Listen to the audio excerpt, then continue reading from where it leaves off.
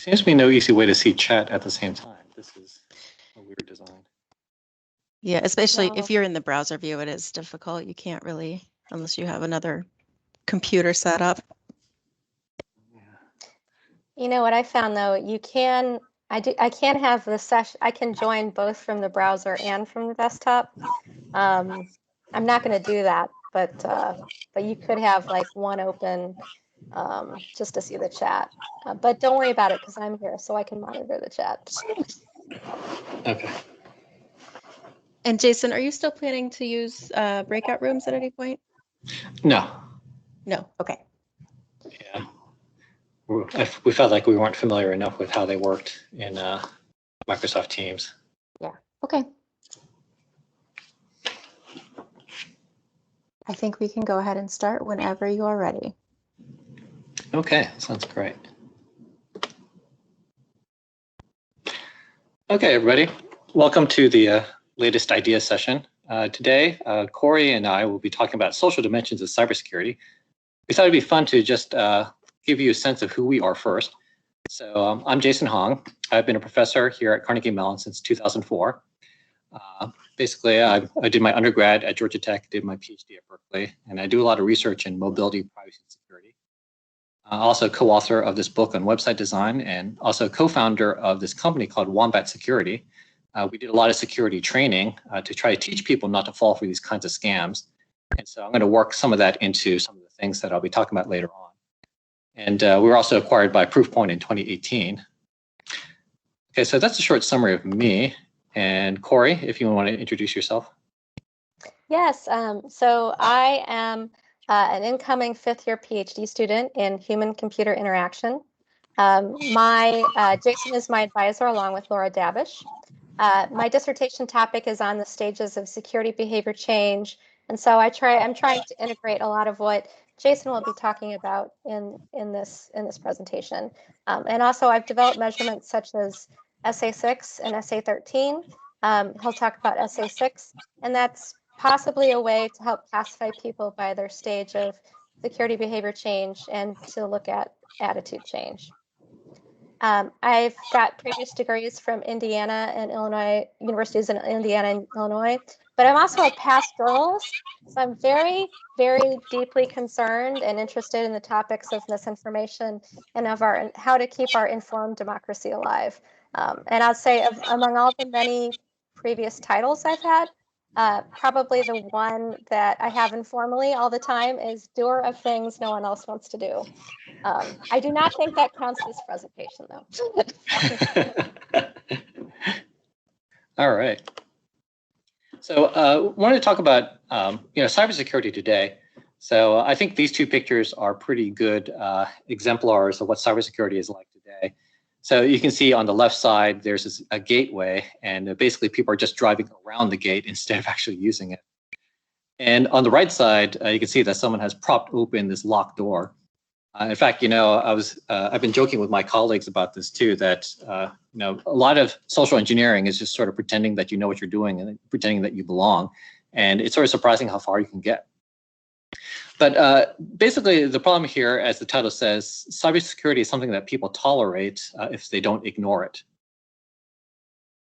And so what we're going to talk about today, what we're going to look at is the social factors with respect to cybersecurity. In particular, we're interested in looking at how these social factors influence our behaviors, and also looking at how we might be able to leverage these social influences to improve cybersecurity as well, too.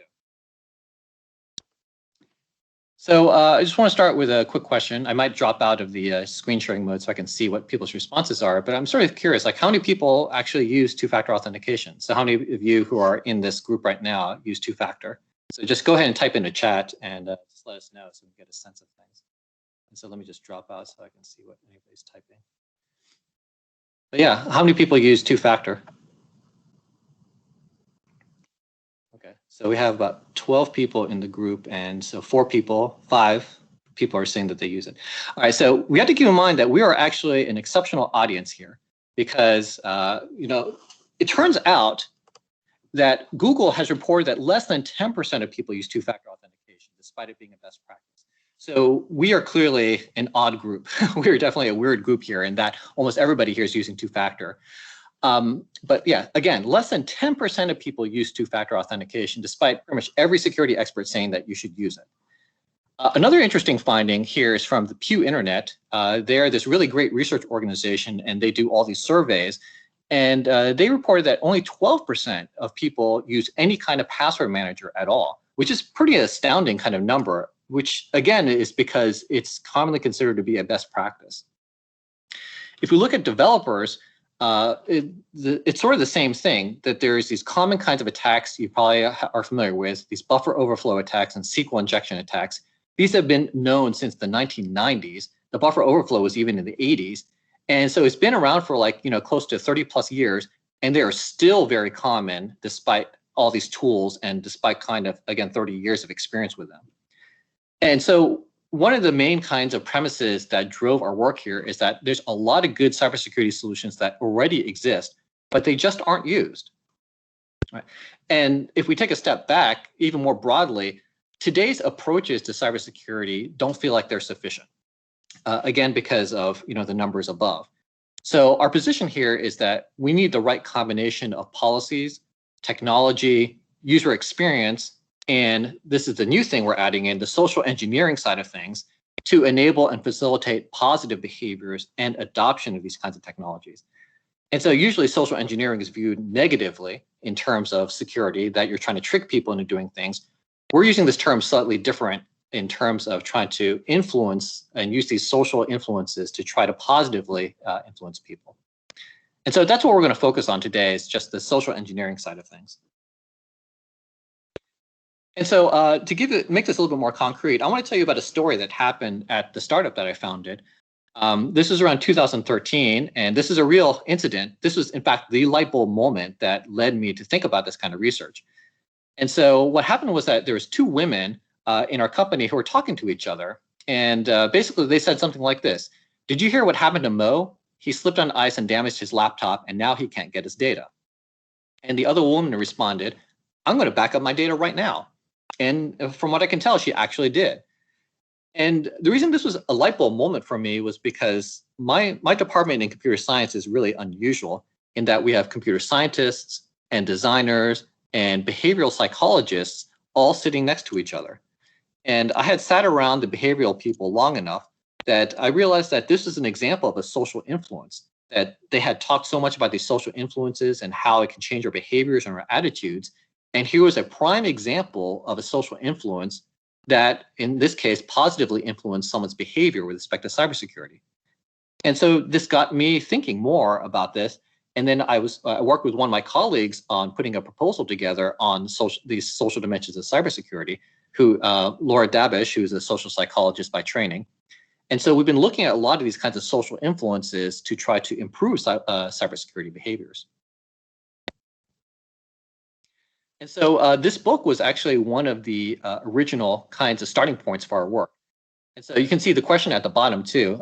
As I go through these, type in a chat, any other places where you've seen these kinds of tactics in your everyday lives. But let me just go over some of these things. This is a really fantastic book, and he talks about these things called these weapons of influence, and he enumerates 6 of them. So the author here is Robert Cialdini. And so reciprocity is the first one, that you're more likely to return something or to give something to somebody if they give you something first.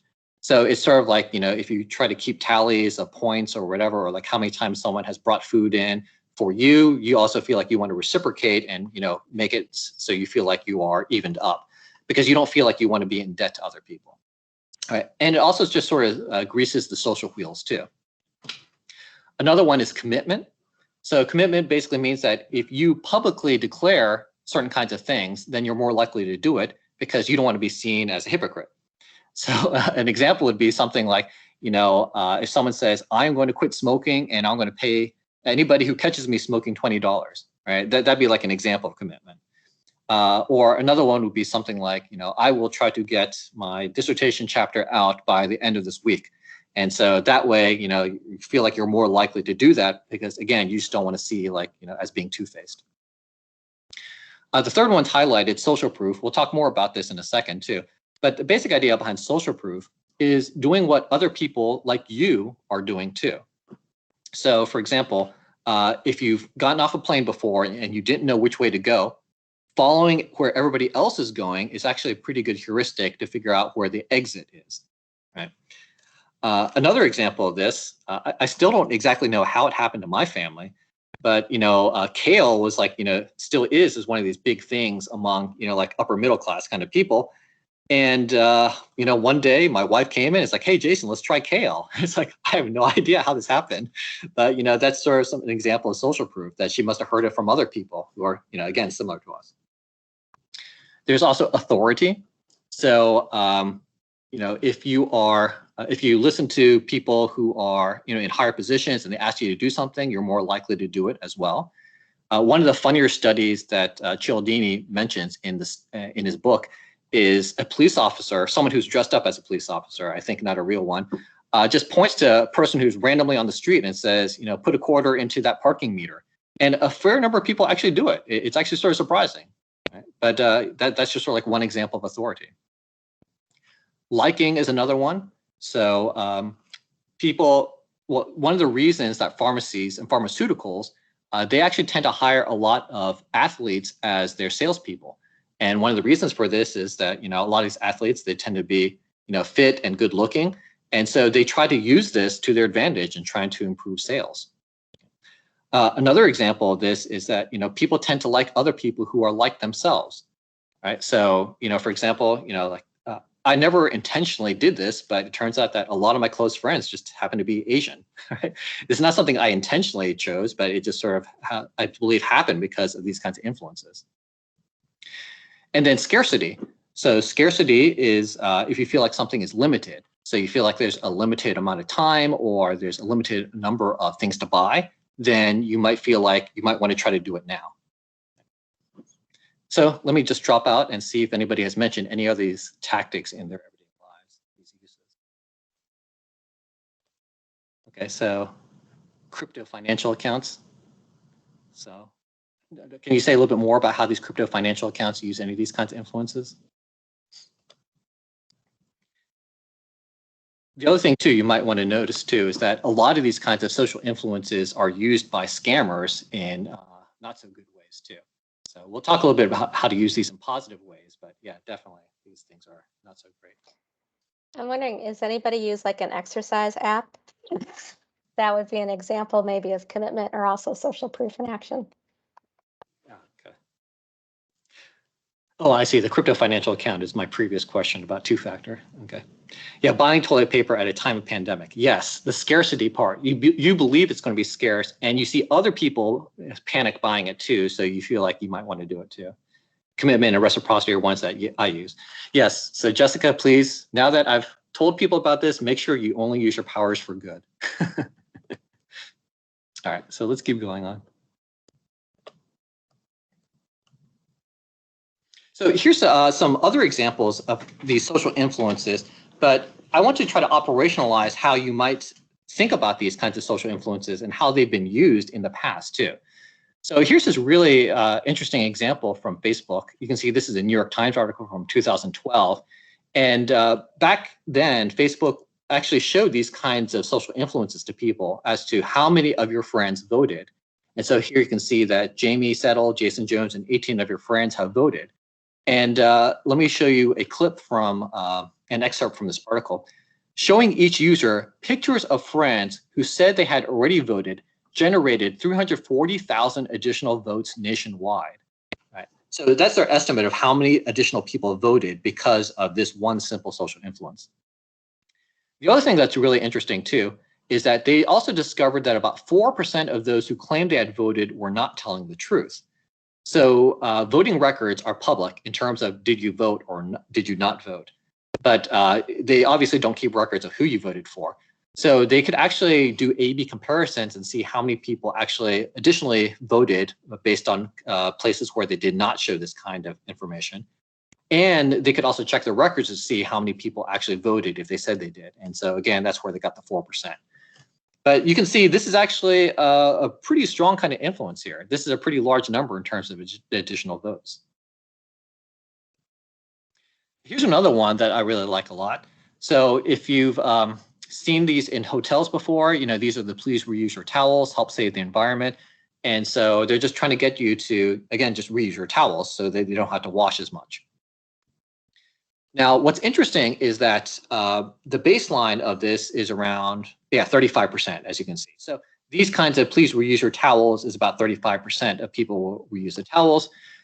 Here are two other messages that were tried. So on the left side, you can see 75% of guests in this hotel participated in, reusing towels. So that increases it from 35 to 44%.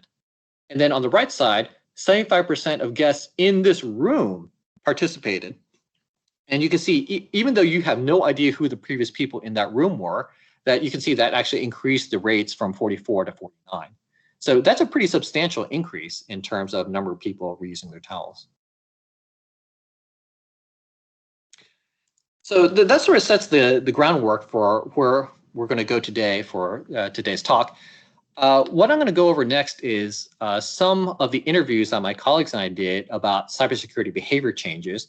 This is to probe more about these kinds of behaviors, these social influences as to why people change their behaviors. Then afterwards, I'm going to talk about the study we did with Facebook evaluating social interventions at scale with respect to cybersecurity. And so what I hope you get out of this is some new ideas as to how you might apply social influences, in your organizations, or maybe to analyze them and to understand how they might be operating.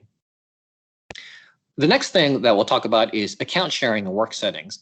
So what do people share? Why do people share? And how do they share that? And so we're really interested, our group was really interested in how do these groups use and work around and are limited by today's designs. But the bigger picture here is how do we support cybersecurity for groups of people much more effectively? A lot of cybersecurity focuses on individuals, but we're trying to argue that these groups, not only do they have influences on each other, but the tools that we have sometimes are sometimes not appropriate for these groups of people. And so I'll tell you about some of the really interesting findings we had there.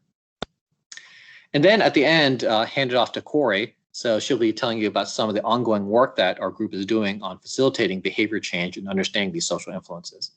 And please feel free to type questions in the chat as we go. And Cori, just interrupt me if anybody has questions. So moving on, so let me tell you about the interviews that my colleagues and I did. So we did these interviews around 2013 or so. Again, we were sort of inspired by this work of the social influences. And what we wanted to do was just do a whole bunch of qualitative interviews to understand what kinds of security behavior changes there were and how many of them might have been influenced by any kind of social dimensions. So we interviewed 19 people. We asked them about mobile authentication. So for example, do they have a PIN on their smartphone or not? We asked them about, did they recently install or uninstall any kind of apps, as well as any kind of changes in online privacy settings. So for example, Google, Facebook, and so on. And if they did have any of those changes, we followed up by asking them what caused the change. Did they hear about any kind of incident through a friend? And did they talk to anybody else about the change that they did? And so here's some of the quotes that we got from some of the participants. So here's one. When I first had a smartphone, I didn't have a code, but then I started using one because everyone around me had a code. So I kind of felt a group pressure to also use a code. So that's a pretty clear influence. Here's another one. One of my boys wanted to use my phone for something, so I gave them my passcode. And not that I have anything that I don't care for them to see or anything, but after they did that, then I changed it again. So because of this use by other people, that also led to the change. And the third one here, my friends have a lot of different accounts, the same as me, but they didn't get any trouble. So I think maybe it will not be dangerous to reuse passwords. So here's a social influence that led to a not so good behavior. And so in total, we documented 114 behavior changes. We used this technique known as grounded theory for coding up these different responses. And then based on that, that's how we grouped and clustered them together. And so roughly we saw that 48 of those changes, or 42% of these changes, were related to some kind of social influence. So you can see the breakdown of the numbers there. 14 people made some kind of change because they observed their friends doing something And so you can see this is a pretty clear mechanism as to why social influence works. People who are like you are probably, your friends are probably a lot like you, and you can see those kinds of changes, and hopefully you see some kind of benefits, or you can actually ask them, why do they do that? Another one is social sense making. So just getting a better sense as to, together you're trying to understand why something happened or how something happened. And so these kinds of discussions can also be really useful to try to understand what your friends know. One that was really surprising to us was these pranks and demonstrations. So sometimes people would prank each other, and then this would lead to these kinds of cybersecurity changes. So a really concrete example of this one is Facebook. If you work at Facebook, you're supposed to lock your computer if you ever step away from your desk. And if you don't, then sometimes people prank you by typing into your Facebook feed the word Jello. And then that's sort of like a signal to everybody that you failed and that someone's just trying to just tease you about this. So it's a very lightweight way of trying to get people to change their behaviors without really trying to embarrass them too much. And then you can also see experiencing security breach is another one, as well as sharing access. So one of the insights we have here too is this concept of observability. So let me give you an example of what it is first. So one person commented that they were stopped in a coffee shop and someone asked them about their Android 9 dot. So if you haven't seen the Android 9 dot, you can see a picture of it here on the right side. It's basically the password for your phone. So you just have to draw a really simple pattern. And so what this person commented is, we were just sitting in a coffee shop and I wanted to show somebody something and they said, my phone doesn't have that. And I was like, I believe it probably does. And so this has actually led us to this interesting kind of thought about how even strangers can learn from each other about these kind of cybersecurity best practices. And in fact, this observability turns out that it's part of a broader theme as well too. There's this amazing book that we in our group really like a lot called Diffusion of Innovations. And this book talks a lot about why is it that people adopt anything? Why is it that the British Navy adopted limes? Why is it that the South American tribe could not adopt boiling water? Why is it that these farmers adopt certain kinds of farming techniques and not others? And so this author, Everett Rogers, he goes through these 5 major factors for successful innovations. And pretty much all of these innovations have these kinds of factors. So the first one is relative advantage. How much better is the new innovation versus what you're doing today? There's trialability. How easy is it to just try and see if it's going to work for you? There's complexity. So lower complexity is better. There's compatibility, which is compatibility primarily with your belief system. Like, do you believe that this will actually work? So I mentioned the South American tribe that couldn't boil water. So there was a whole bunch of missionaries that were trying to convince the South American tribe to boil water. And we know the reasons why, because it'll kill the germs. But they had a hard time doing this because they believed that water had good spirits inside of it. And if you boiled the water, it would kill the good spirits. The other problem, too, is that only sick people tended to drink boiled water. And so most people viewed themselves as healthy. And so they didn't want to boil the water because that would be signaling that they were sick. So that's a really great example of compatibility. And then the last one, observability, that you can see other people gaining benefit from this, too. And Jason, I'm going to interrupt you. I'm sorry. Oh, sure. No worries. Yeah, since I think maybe part of the answer is on this slide, but we had a question. What would be an example of a non-social influence? As I believe that any reason we can think of to add a pin, for instance, would have a social influence element in it. Yeah. So you can imagine that, if you are an expert in cybersecurity, that might be one. You just know that it's going to be good for you. Let me think of another one. If someone, well, I was going to say if someone paid you to do that, that's a little bit less of a social influence. If you had a break-in and you didn't discuss with anybody and then you decided to try to change some kind of behavior. So it's basically one where you're not relying on other people or you're not really talking to other people about it and then you sort of decide to change the behavior on your own. Or another one might be something like, you happen to see a news article about VPNs, right? That might be another example of one. We probably wouldn't consider that a direct social influence, even though obviously the VPN article would have been written by somebody. Okay, any other questions? All right, so let's go on. So the insight, and one of the insights here is that most cybersecurity is actually not very observable at all.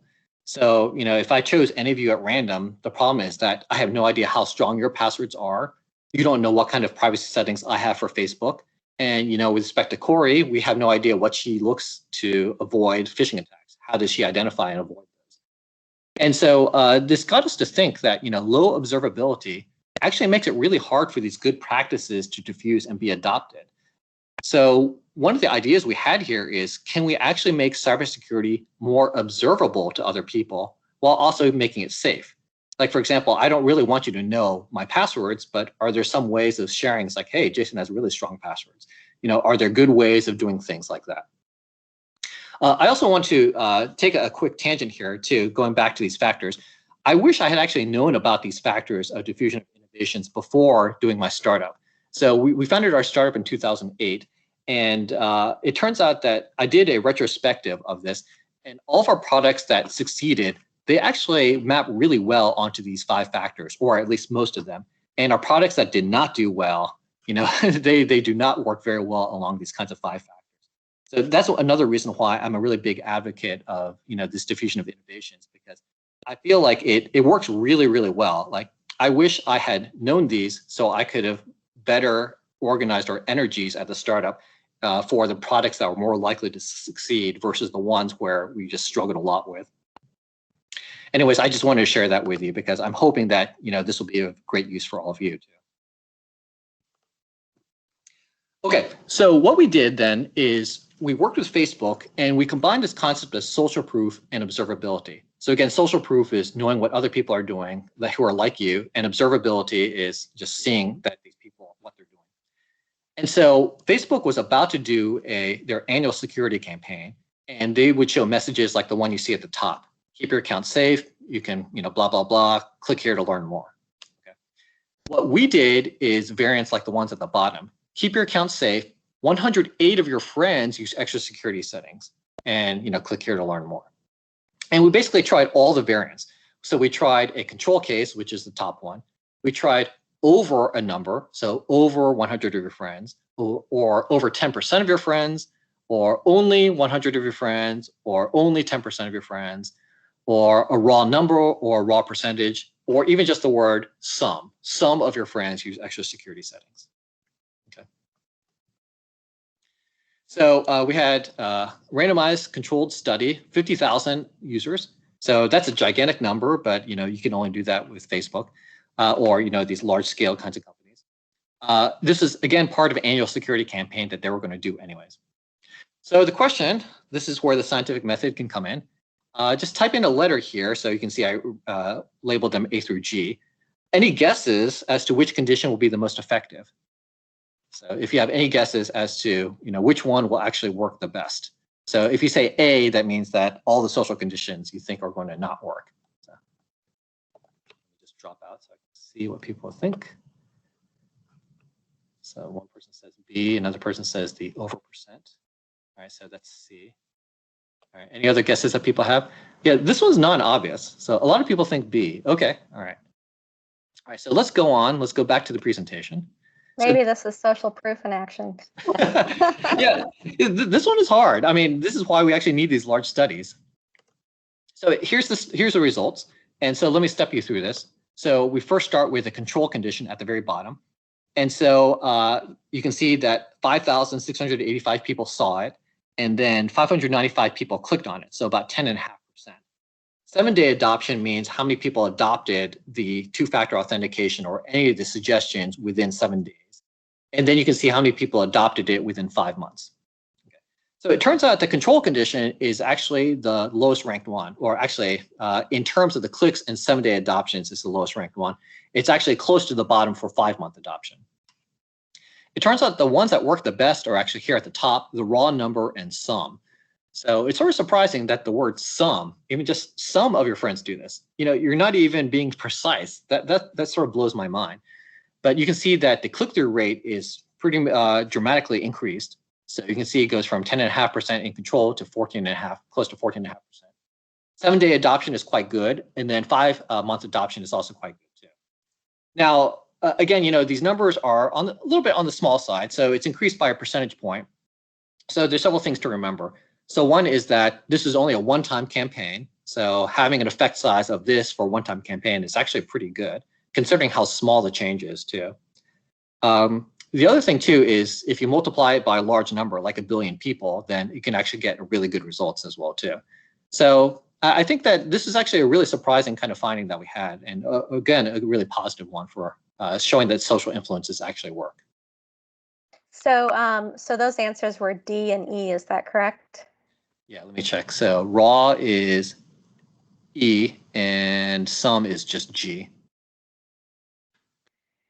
Let me see what. Okay, so that's bragging rights to anybody who had yeah.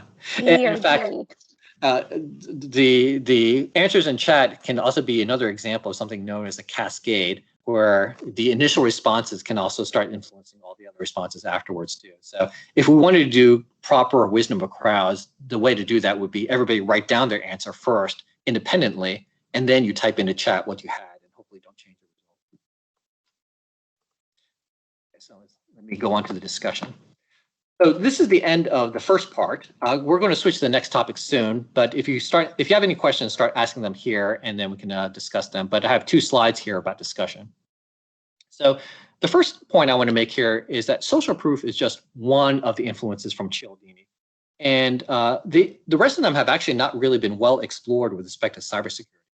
So reciprocity, commitment, liking, authority, and scarcity, they're not really well explored. So if this is something that you think would be of great use to you, then there's a really nice opportunity here.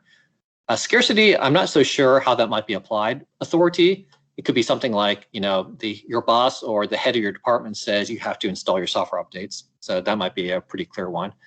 Reciprocity, I'm not so sure how that might be applied. Commitment might be something like you ask people to declare that they're going to do things, but if you have employees, I'm not sure they might like doing that.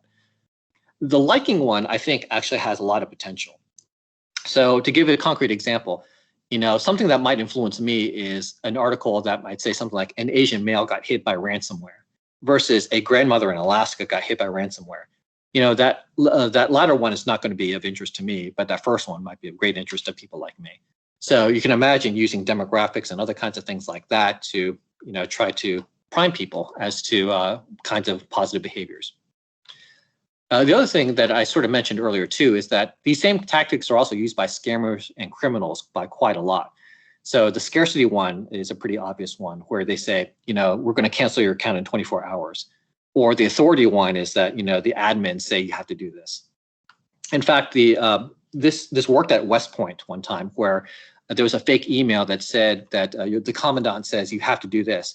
And of course, the military people are trained to obey, their superior officers, and so a lot of them did it. But unfortunately, it was a scam.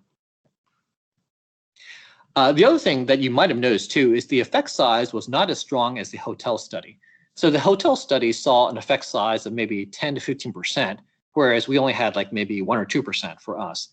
It's actually not clear to us why that is the case, because the social science theory says that it should have a pretty big effect. And so we did see an effect, but it's not as big as, again, these other studies. And so there's probably something really interesting here. It might be the case that maybe you're competing for more kinds of attention on Facebook versus real life. Like maybe there's something about, real life where you're not just being bombarded by ads in your newsfeed and other kinds of things. Maybe that might be one explanation. Another possible explanation might be this notion of embodiment. Maybe there's something about being physically there or physically present versus, you're just virtually reading something and you're not really on or at Facebook. You're just sort of reading it.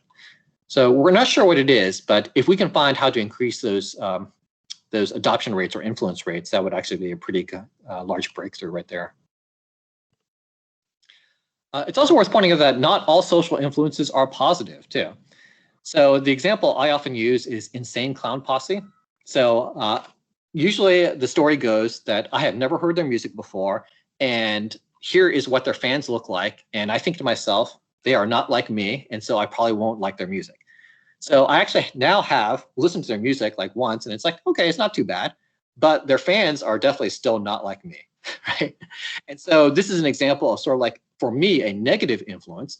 And I'm sure you can think of other kinds of negative influences too, on yourselves in everyday life. But with respect to cybersecurity, we actually saw a negative influence that was sort of surprising, which is that a lot of people said security people are weird and paranoid, and I'm not like them. And so that might lead people to not adopt these kinds of best practices. So in fact, one of the studies that I'm not talking about here, but we did see this interesting thing where people were more likely to adopt something if 0 of their friends used it than if 1 or 2 of their friends did. And so it goes down a bit and then goes right back up. So it's really strange, but there is something about this, and we haven't really fully explored or can't really explain it yet. Another interesting thing here too is that, are there other safe ways to make cybersecurity more observable? So we showed one pretty good example, just showing how many of your other friends do things. I think this one is still an open question. What are the other nice ways of trying to show people what other people's behaviors are so that you can, again, diffuse those through the social networks? And the last one too, I just want to address the ethics issues. So it turns out that our work came out around the same time as the Facebook mood study controversy. If you don't remember this one, this is where Facebook was selectively showing different kinds of posts to people and seeing what would happen if people saw more negative posts from their friends versus more positive ones. And so the effect size was basically that if you saw more positive ones, you're more likely to have an extra positive word in one of your posts, and negative, same thing. So but the problem is that led to a huge kind of negative kind of reaction in the press and from Congress and so on. So fortunately, we only got positive press about our work. And we think it's probably because there was a clear benefit to end users in that we were trying to help end users with respect to cybersecurity, and it wasn't being seen as manipulative and wasn't being seen as only benefiting Facebook itself. However, I think there's still really big questions here about the ethics. What kinds of acceptable influences are there? So for example, do you want to use scarcity all the time on your employees or your customers? And as well as what are acceptable uses too? Like what kinds of things are okay to influence people on? What kinds of things do you not want to influence them on? So I just have 2 basic recommendations here. The first one is try to do things that are clearly in the best interests of other people. That it's not just you benefiting, but it's really clear what their benefit would be if they did this. And the other one is try to go through an IRB or an equivalent of that. Like you might even get a sample of people that you might want to try to target and ask them how okay it is to do this. And if the vast majority of them think it's okay, then that might be a pretty good sign. Though of course, in academia, we have to go through higher standards through the IRB. Yeah, and Jason, just so you know, I put a link to an article from The Atlantic about this controversy in the chat if anybody is interested in learning more about it. Certainly there's been a lot written about this and other things since then. Yeah. Okay. So if there's no other questions, let's move on to the next one. Feel free to keep typing questions in the chat if you want. So next we're going to go into account sharing. And so, if there were account security commandments, then almost certainly one of the commandments would be thou shalt not share your login and password. This is one that pretty much every IT department has inside of their policies. And Department of Defense, same thing. Even in academia, that's one of the first things they tell you. However, in practice, everybody shares some kind of login and password. Right? Oh, sorry, let me tell you more about this. Here's 2 examples of this. Passwords like toothbrushes, don't share them even with friends. So again, this is literally cybersecurity hygiene. And here's another one too from McAfee. Lock your lips, don't share passwords with anyone. But of course, like I was saying, pretty much everybody shares some kind of password with people. And this really funny kind of mini controversy that happened with the Parliament in the United Kingdom. Here's a tweet from somebody saying that, hey, my staff log into my computer on my desk with my login every day. And even the interns have this, and people on exchange programs have this. And so to say that this other person posted this bad tweet themselves is sort of preposterous. And then other members of parliament followed up and said, oh, I also do this too. So in fact, I often forget my password and have to ask my staff what it is. All right, not a positive sign in terms of tech literacy. And here's another one. Another member of parliament says, it is extremely common for MPs to share their parliamentary login details with their staff. Seems unfair to vilify this person, blah, blah, blah. And so here's sort of like the punchline, and then I'll show you some more of the details. But the basic idea is that account sharing is actually very common in work settings. We found that people even share very highly sensitive accounts. And account sharing is a form of collaboration for people to get work done. The problem, however, is that most of these services are designed assuming one account equals one person. And so this design assumption leads to a lot of problems in practice. So for example, how do you actually safely share your passwords? What happens if you have two-factor authentication? So we found that some people deliberately don't turn on two-factor authentication because of this one account equals one person problem. In fact, just to give you another example of this, I was informally talking to one of my colleagues about this, and he mentioned that he and his wife actually have turned off two-factor authentication for their bank account because, you know, if the bank account two-factor went to only one person, then, you know, the other person can't easily log in. And then another example of a problem is multiple people logged in at the same time. So we saw a lot of problems with people overwriting each other's work or missing important notifications and so on. So the big picture here too, again, is that good cybersecurity needs to be designed for groups of people rather than just individuals. So let me tell you about two surveys we did. The first survey was a qualitative survey to get a range of behaviors that people do. And the second survey we did was a quantitative one to really try to measure how common these kinds of behaviors were. So for this first one, we asked people to describe 3 shared accounts that they had. Then we deployed this on Mechanical Turk, and we also tried to recruit people who are full or part-time. And then we coded up the responses to identify strategies of how they shared it, why they shared accounts, and also challenges that they faced. So here's 4 major motivations that we found. So collaboration, boundary management, saving money, and trust. So let's go over each of these. So for centralizing collaboration, so in some cases, it actually makes sense to share accounts. Like, for example, a shared social media account for a brand is a very common kind of thing that people would share. And also having a single account made it easy to see other people's activities. So for example, this person said, you know, participant number 32 said, we pool our finances with respect to eBay, and it's easier to pay and see what the other is spending. Another one was ease of boundary management. So people are saying, well, having things be low effort, temporary, or emergency access. So I don't really need access to this account all the time, just maybe sometimes. So this one participant number 63 says, I usually only have to look up ad content on a few occasions, and so it is easier to just use their account rather than setting up and maintaining another account. So this was actually a really common kind of sentiment. A third one was saving money. So a design company user accounts. Here, this is more about saving money because the organization doesn't have money for multiple accounts. And the last one, this was sort of a surprise for us too, was demonstrating trust. So sharing sometimes conveyed trust and strengthen relationships. So one person here, as you can see, said, you know, it's just much more convenient and makes the other person feel closer to you. But we also found a whole bunch of challenges in terms of how people shared these accounts and what kinds of issues that they faced. So accountability, conflicts, boundary control, and password management. So with respect to accountability, so this turned out to be a really big kind of problem.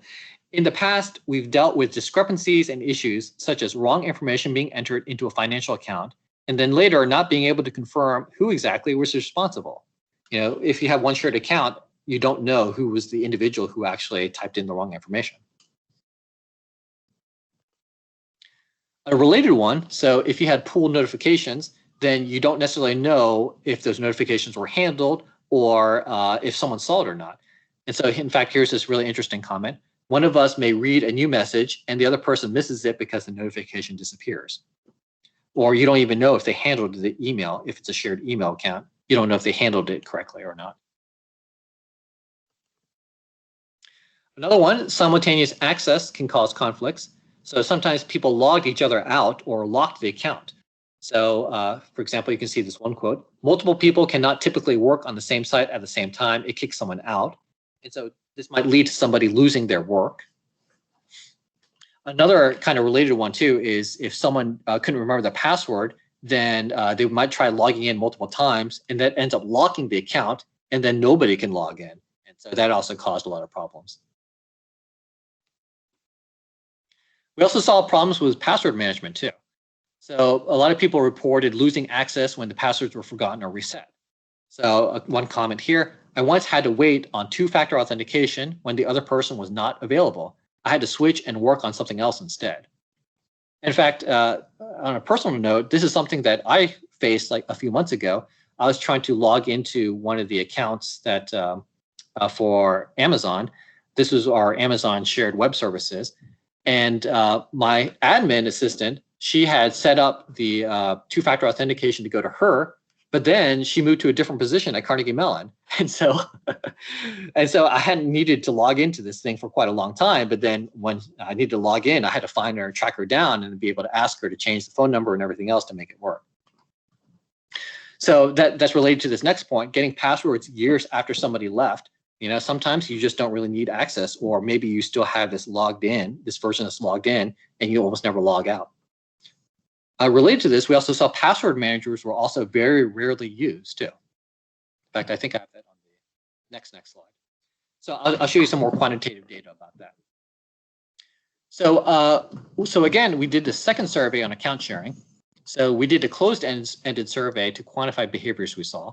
So this time we asked people to select accounts from a list. So we had 24 categories, 498 accounts. We just found the most popular accounts for each of the different categories. And then we asked people to provide details on 3 of these randomly selected accounts. So the sample size is 288 people, split across MTurk and prolific academic.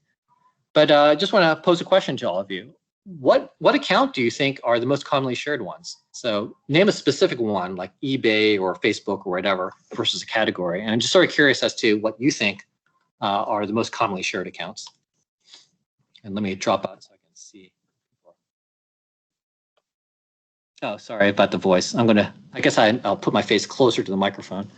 There's something about my laptop that causes issues. Netflix, Amazon. So the Netflix one we did see was one of the most common ones we saw in romantic relationships, but not for work relationships. So organizational email accounts, Amazon. Okay, good. All right, so again, this is a good exercise in scientific method. So let me show you what our results were. So, well, to answer the question more directly, Facebook was the highest number. So 36% of participants said they shared Facebook accounts, company domain, email. But number 3 is a big surprise. Google Drive. I mean, Google Drive, and you'll also look at number 5, Google Docs, and near the end, you'll see Dropbox. And that was a huge surprise to us. It's like, wait, these services are designed to be shared with other people, and yet people are sharing their logins for this. Why is that? That's really strange. So we'll get to that in a second. But in terms of stats, 52% of people shared more than 10 accounts at work. The min was 1, the max is 34. You can see the median is 10. But again, it's like, that was a huge surprise. Why are people sharing some of these things? Like Facebook, we can sort of understand. UPS makes sense because, you know, having one single delivery and one charge to it. But again, like Gmail and Google Drive and so on, that's actually a really big surprise for us. We also asked people about their motivations for sharing. So it turns out that collaboration is actually number 1. So here you can see that having a central place for data and for doing activities was number 1. 49% of people said that. 40% of people say we're sharing it because it's an official account. And 36% of people said activity transparency. And you can see the other ones there is like, you know, just having fewer logins and passwords or temporary access. Saving money is not actually as big as we might have guessed, only 18%. And trust and connection is also relatively low too. In terms of how people shared accounts, here's a breakdown from our research paper. So you can see that 34% of people said they told others verbally, 19% people said they write it down on paper or board. We did see some really interesting studies or cases too. Like one person said that they wrote it down and they put it inside their safe, and then only like 2 or 3 people at the company know the safe combination. So that's another kind of physical kind of sharing. The writing it down on a board is also interesting too, because sometimes people said that they would change their password every week or so and just write the new password on the board. So they're relying on physical security to prevent people from breaking in. But as I mentioned with password managers, only 6% of people said that they use a password manager. So this is sort of surprising too. Like I mentioned at the beginning, password managers are generally considered to be a best practice, but here we show that they're very rarely used by these organizations. There was a variety of reasons why people said they didn't use password managers. One was that you had to get everybody on board, everybody at your company on board with it. Another one was that people felt like it was yet another password to know about. So that suggests that people don't quite understand what password managers do. Another one was that they were worried that this would be a vulnerability for them too, that if the password manager were breached, then the entire company would be at risk. Another issue that you've probably all faced before too is this employee turnover issue. That if somebody leaves and they have these passwords in their brains or in their devices, then that can cause issues with respect to access. So we found that sometimes people said that they would just leave the password unchanged if the employee left on good terms, sometimes because they needed their help. So they might ask them a year later. It's like, oh yeah, contact them. It's like, hey, we need access back to this, or can you look at this one thing for us quickly?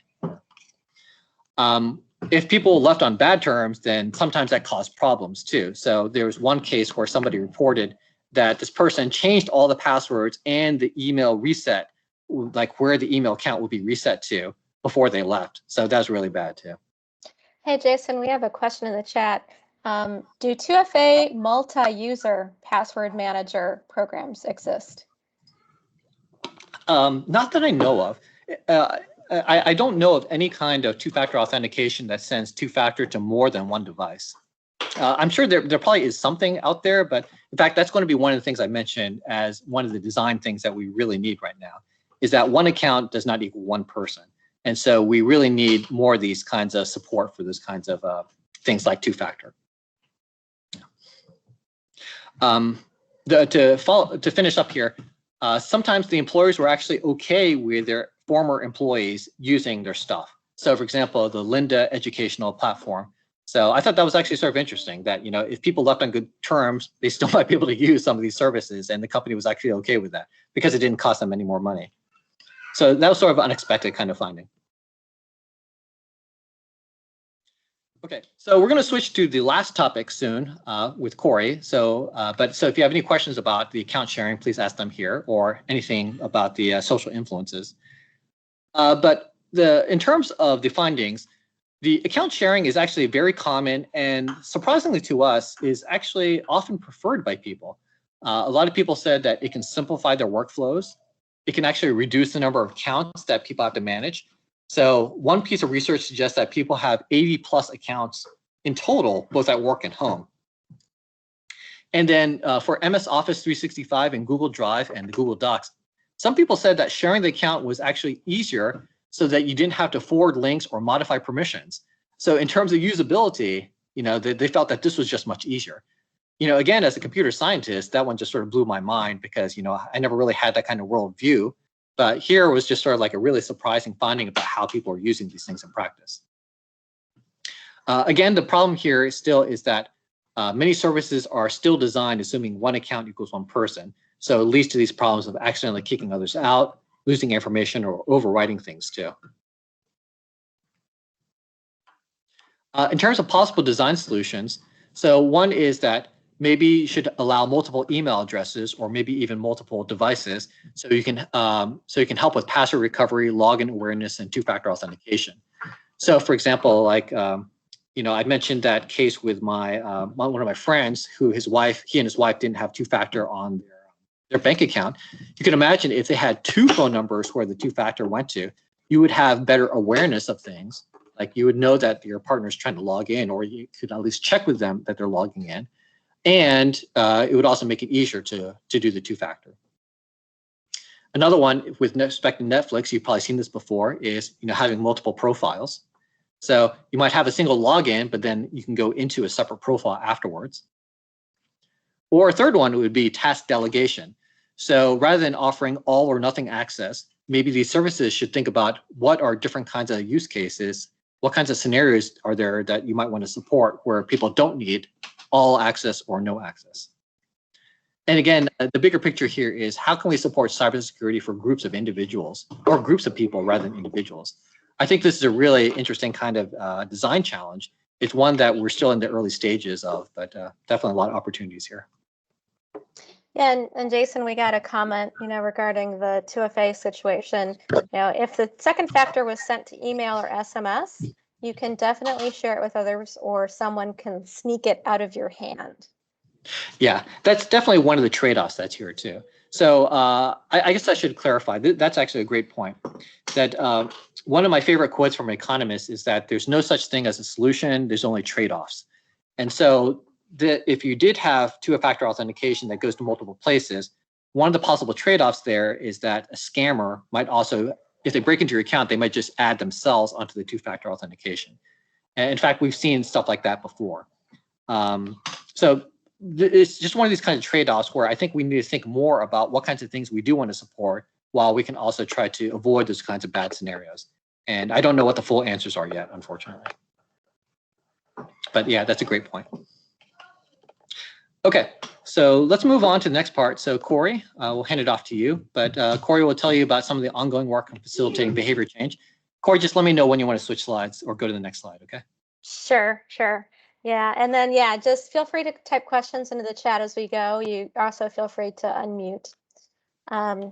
So as one possibility that our group has actually looked at is, hey, what if we put something over the top with this 2FA interface that we all go through now at Carnegie Mellon University? But it's just felt that there's a lot of complexity to a big network deployment like this, and so this was felt like this maybe not the best solution for us to test stuff out with. And you can go on. So instead, we're looking at how can we build something over the top of a more open or public network. And so that's where we came up with this idea for a new browser tab sort of overlay in your existing browser, so that so for accounts such as Facebook that you're accessing through your browser and that there's some sort of open API for us, we could put something in there that leverages some of the social influences we've talked about to help educate people and raise their awareness. And so with this SafeC plugin, we show certain types of interventions on the Chrome New tab screen. And so this is kind of nice. We can show people, for instance, for their Facebook account, we first ask their permission to log into their Facebook account. And so then we can show them a quick poll where we ask them to think about, is there, what should be the setting for this Facebook account? And so then they can make that choice, and then in the display, actually, we'll show them instantly a type of social proof, which is just showing them a visualization of the survey data. Oh, and yeah, we got a comment. Jason, can you turn off your audio? It's creating an echo. Yeah, okay, give me a second. How do I mute myself here?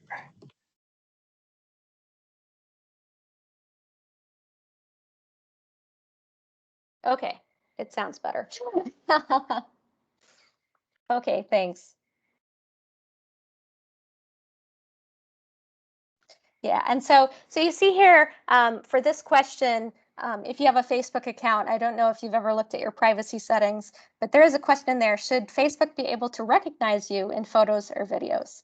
So so in our interface, this person answered not sure.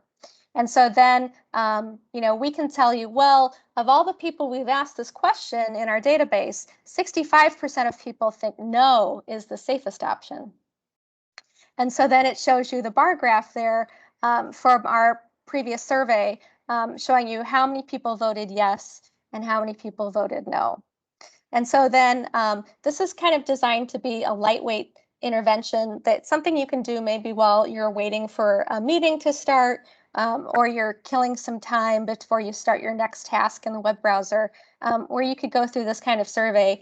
You don't have to go through the whole survey. It would just be like a little snack of survey questions. And then another great thing about this interface is we have this red button here where once we've prompted you to think about this setting, you might actually want to go change it for yourself on Facebook. And so you can click that red button and it would take you exactly to the place in your settings where you can change that. And next slide. But also, during my work here at Carnegie Mellon, I've been looking into, well, social influence theory from Cialdini is only one of a number of different models and theories of how people change their behavior.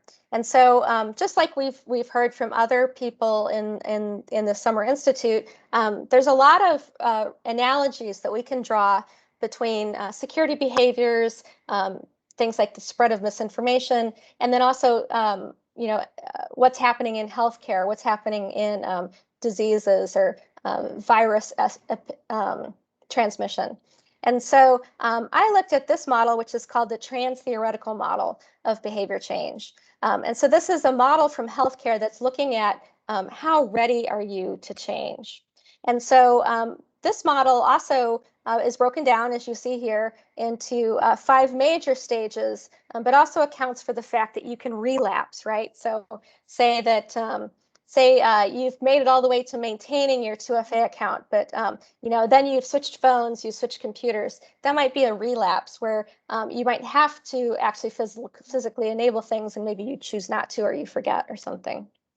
And so right now, we're studying in a series of interviews and also a big survey, how does social influence impact how you might change from one stage to another? And what do those stages look like specifically for cybersecurity?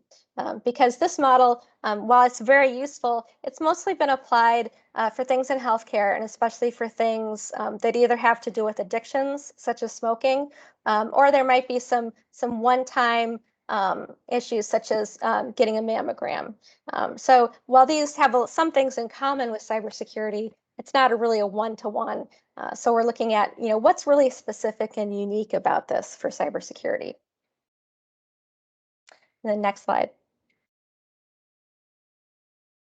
So, what we're finding too is it's really not very difficult to come up with ideas for new interventions.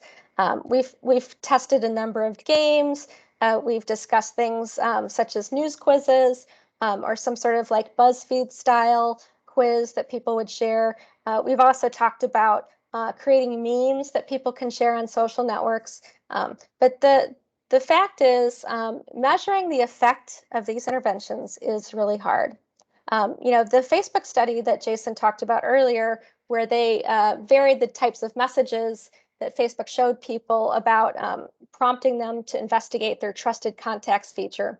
That worked because they had the ability and the access to easily do those interventions within the Facebook newsfeed. And then also within that platform, it was already instrumented to measure the various changes. And so they looked at, who would see that particular interface message, then also who clicked through it. And then, so those were 2 different types of outcomes in addition to whether people actually enabled trusted contacts.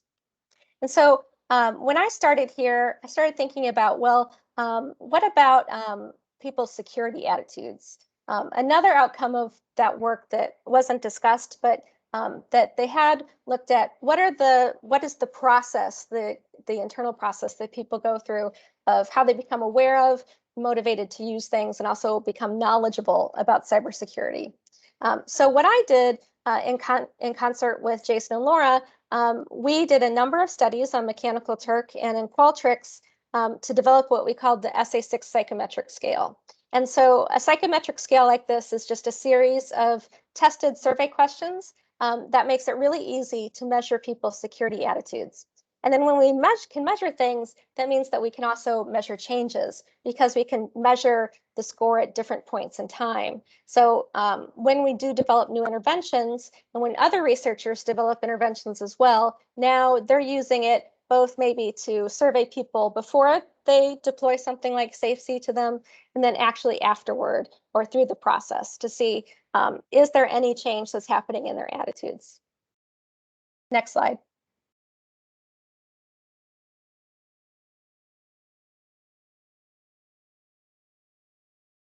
So just to show you, these are the 6 questions that are in the SA6 scale, and it measures positive security attitudes. And so this scale, the 6 questions are: generally, I diligently follow a routine about my security practices. The second one is I always pay attention to experts' advice about the steps I need to take to keep my online data and accounts safe.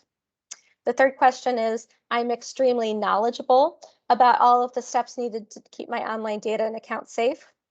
Then I seek out opportunities to learn about security measures that are relevant to me. Next one is I often am interested in articles about security threats.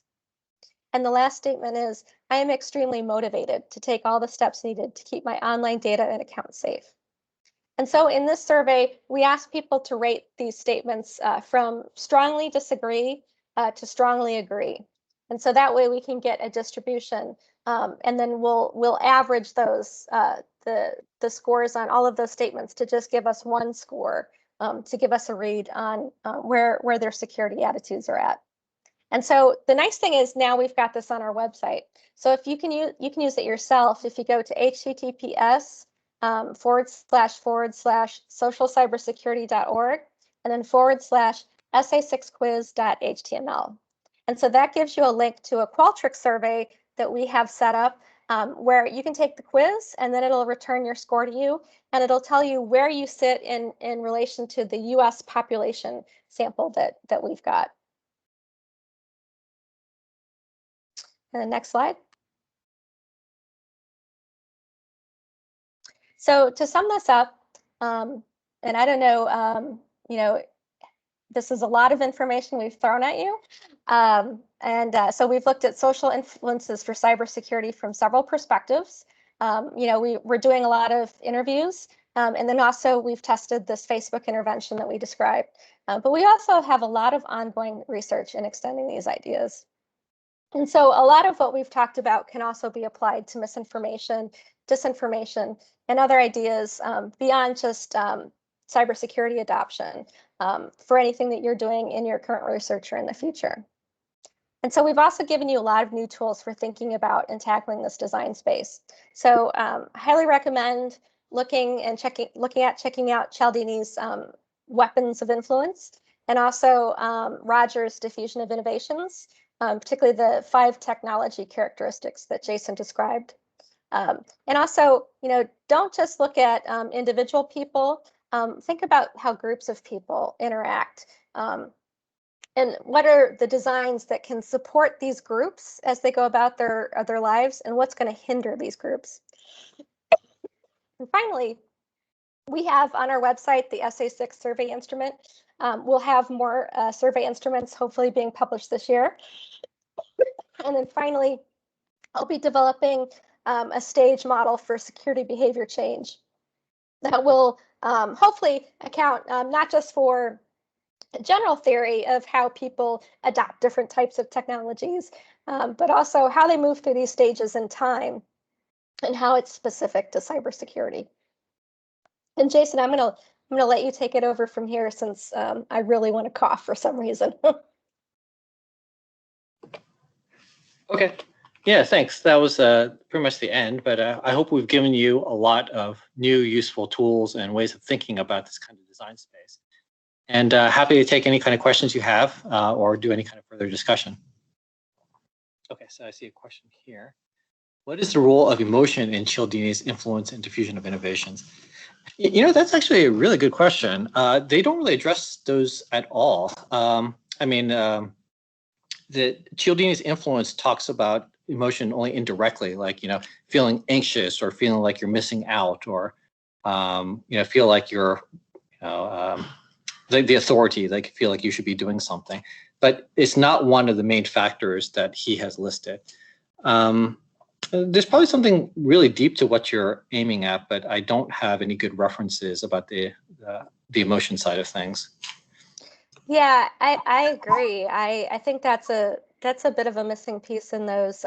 I will give you a sneak peek at this stage model that I'm developing. I do think that emotion is a part of it, and particularly thinking about something that's like a protection motivation. There's actually a different theory called protection motivation theory.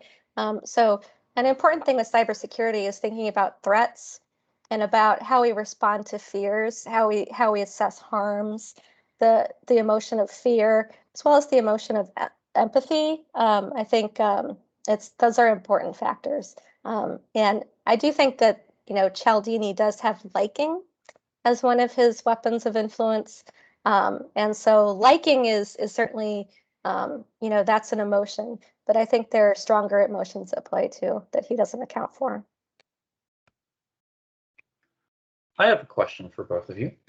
In the course of this work, what sorts of novel ideas and lessons have you gotten, whether they've been fully integrated after consideration of them or not, from other sort of communities of practice besides just the straight up cybersecurity specialists? Like, for example, the ethical social engineers camp, quote unquote, or the specialists in, say, counterintelligence for IT practitioners, or the security consultants and people who try to ensure good cybersecurity for human rights organizations, especially human rights organizations in authoritarian countries where the quality of each employee's cybersecurity hygiene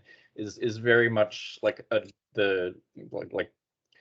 it decides the matter of life or being disappeared and all of your coworkers being disappeared, right? Like what kind of novel ideas and lessons have you taken from some of those other camps, and how have you evaluated those particular ideas and novelties in the course of putting together this particular work? Oh, that might even take a lifetime to answer in terms of all the different hidden influences that probably have influenced us in different ways.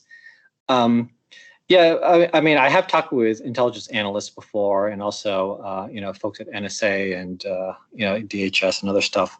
But that was a long time ago, and I'm not sure if there's a straight line from there to where we got to this.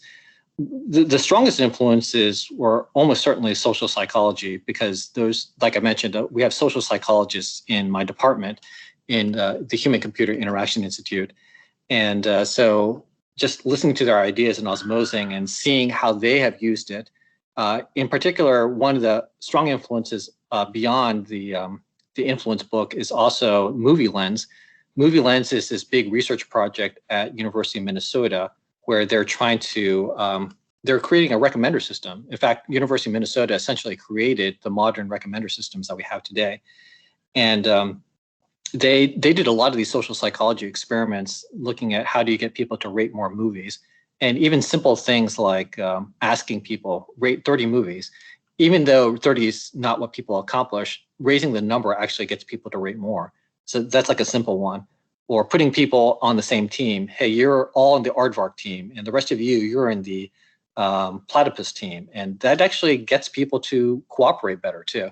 In fact, one of the craziest experiments that I've heard from my social psychology colleagues is that if you're trying to get people to act like they're on a team, sometimes just giving them like, here, you wear red shirts and you wear green shirts, even that has effects too. So those are the main kinds of influences that had affected me. There's also the startup as well too. So part of the when I did the startup, part of the issues there were also looking at how to get cybersecurity companies to adopt these ideas, or how to get them to change their behaviors too, because that was sort of like one of the weaknesses we had seen, that these companies just don't really, they're all sort of tech companies, and they have very little in terms of way of the rigor of their work, or in terms of these kinds of experiments and the publications and so on. So that also has probably influenced me in some ways as well too. I'm not sure what other kinds of things there have been. There's probably lots more stewing in the sea of, my subconscious that I'm probably just not aware of, because I've talked to so many people over the past, 15 years since I've been faculty. So there's probably been some of those that I'm just not aware of. Yeah, and I'd say on my end, I am really interested, and I definitely pay attention to things such as nation-state actors in the misinformation space, or thinking about movements such as social hacking. But I think in this work, it's really scoped to the scale of small groups, and of everyday cybersecurity, and not something that is necessarily larger in scale, such as society-wide or impacting governments. But that's just me. That's just how I approach it. Yeah, I guess one more thing to add too is I'm not sure of all your backgrounds. I'm a computer scientist by training, and one of the funny things about computer science is that we're actually fairly atheoretical, that we don't really build on each other's work that much. But then when I saw how much that in other fields, these behavioral fields in particular, they build on each other's work in pretty strong ways. And it really sort of convinced me of the value of having good theories for guiding your work, because that can really enable lots of different kinds of things, because it gives you sort of a framework for thinking about the world and also giving you options as to what to do. But I'm also sort of a pragmatist, so that I grab lots of different theories. So I'm not really committed to specific ones, but you can obviously tell which ones I like. Okay, let's see. There's another question here about MTurk. So can you talk about the ethics of use of MTurk in regards to wages and your decision to use it in your research? Yeah, so there's several interesting research challenges with MTurk. So if you're not familiar with it, Amazon just offers this kind of labor market where you can post simple kinds of questions and also ask people to do surveys and so on. In terms of the ethics of it, we try to aim for a minimum wage. So we try to estimate how long the tasks are, how long it'll take people to finish it. And then we also just try to divide by that amount of time, and then try to make sure that people have a meaningful wage if they do that. That's been one of these movements in academia, because academia is a heavy user of MTurk, and then so we just want to make sure that people can use this that it's sort of like a mutual win-win. There's also other challenges too, like how representative MTurk is of the population that you care about. So there have been some studies of that in the past few years, and of course MTurk is always changing, so it's not clear how long the shelf life is of that research. But there's things like people who are a little bit more tech savvy. I think I'm trying to remember what else was there. I think there's actually people who are, you might get access to people who are actually paid above sort of the average wage or the average kind of salary in the United States more easily. In fact, I remember seeing a result of MTurk showing that you could actually get people with six-figure salaries much easier than you could get probably in real life as well too. Yeah, there's a whole bunch of kinds of issues with that too, and especially making sure that you are treating the MTurkers fairly as well too. So, for example, there is not Panopticon. It's Turkopticon. Turkopticon, thanks. And there's a newer version of that, which I can't remember what it's called. There's a couple. There's like Turker Nation, for instance. Let me see if I can find a link. Yeah. So we try to be aware of those kinds of things, and also try to share best practices amongst our group. If you are interested in using MTurk yourself, I would definitely advise you to try to, just go through a few MTurk tasks yourself, and also to go through Turker Nation and Turkopticon and all, so that you get a sense as to what kinds of complaints people have, and to make sure that it's going to be a win-win. So for your research or your uses, as well as for them. Yeah, and I would say too, I'm persuaded by the arguments of the people who specialize in crowdsourcing research, that at a minimum we should be paying at least $10 an hour. And so you can prorate that to, as Jason said, you want to pilot your research and make sure you have a good faith estimate of how long that work is going to take. I've started paying $15 an hour for work that I consider more skilled than normal crowdsourcing. So that would be, I would think normal crowdsourcing would be like labeling images, for instance. If you look at Unturk, there's a lot of tasks like that. But if I'm asking people to fill out a detailed survey or to speak with me in a 60-minute interview, that's going to be a little more draining and also involve more skill, you know, and they're sharing their time and their life experiences with me. So that's how I approach that. Yeah, just two more things to briefly add too. One is that there's a whole common set of these survey questions that these Turkers might have seen a lot of. So for example, there's one called the cognitive reflection test. And it's basically it has a lot of these tricky questions, but if you've seen it like the 50th time, you're probably going to get them right. So you have to be sort of aware that some of them might be like professional kind of survey takers at this point. The other thing that we've also found useful as a best practice is also just getting feedback from pilot tests, like, you know, asking the MTurkers, how would you improve the task and or improve the questions? And those have also been incredibly useful too. So you can also, you know, incorporate them into your research too. In fact, a lot of people are actually quite good at, you know, finding problems because they've seen so many of these surveys. They're actually pretty good at it. So you should take advantage of their experiences too, and also just offer them a bonus for, you know, giving you useful feedback.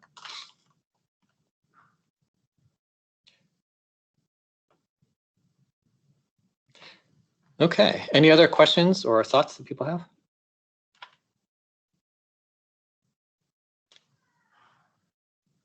Okay.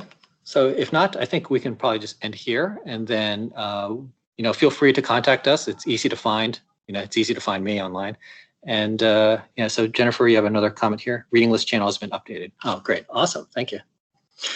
Jennifer, are there any other kinds of logistics issues? I'm just about to.